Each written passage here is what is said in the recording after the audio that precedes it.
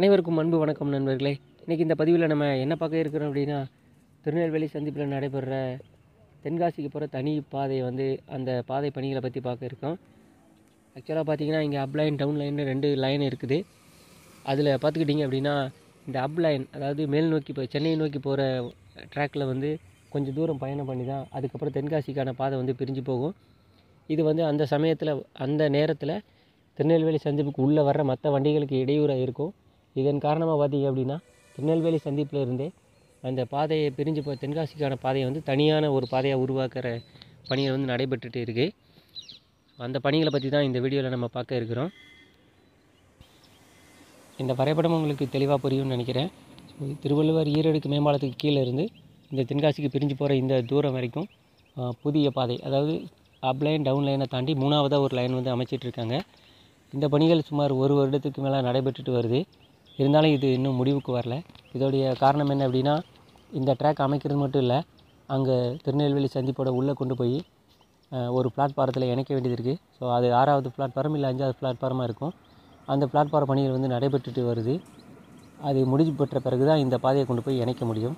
So அதனால் இது ரொம்ப மெதுவாக தான் இந்த வேலைகள் ரொம்ப மெதுவான வேகத்தில் தான் நடந்து வருது. அது மட்டும் இல்லாமல் பார்த்துக்கிட்டிங்கன்னா, இங்கே இருக்கிற ஒரு முக்கியமான வேலை என்ன அப்படின்னு கேட்டிங்கன்னா, இந்த திருவள்ளுவர் ஈரோடுக்கு மேம்பாலத்துக்கு பக்கத்தில் ஒரு ஃபுட் ஓவர் பிரிட்ஜ் இருக்குது. ஆளுகள்லாம் நடந்து போகிற மாதிரி, அந்த ரயில் ரோட்டை கிராஸ் பண்ணுற மாதிரி. அந்த ஃபுட் ஓவர் பிரிட்ஜோடைய ஒரு பில்லர் பார்த்துக்கிட்டிங்கன்னா ரொம்ப ட்ராக்குக்கு ரொம்ப நெருக்கமாக இருக்குது. ஸோ இதையும் மாற்றி அமைக்கிற வேண்டிய வேலை இருக்குது. அதுக்கான பணிகள் இப்போ தொடங்கப்பட்டிருக்கு. ஸோ கீழே எல்லாமே க்ளீன் பண்ணிட்டாங்க. அது மட்டும் இல்லாமல் இங்கேருந்து அந்த ட்ராக் பிரிஞ்சு போகிற தென்காசிக்கு ட்ராக் பிரிஞ்சு போகிற தூரம் வரைக்கும் லேண்ட் லெவலிங் பண்ணியிருக்காங்க. OHE போல்ஸ் எல்லாம் நட்டிட்டாங்க. ஸோ இதை தொடர்ந்து பணிகள் நடைபெற்றுட்டு இருக்குது. சிக்னல் கேபிள் எல்லாம் மாற்றி அமைச்சிருக்காங்க.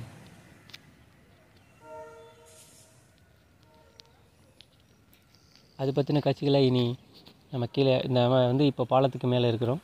பாலத்துக்கு கீழே போடும்போது அது பற்றின விவரங்களை பார்க்கலாம்.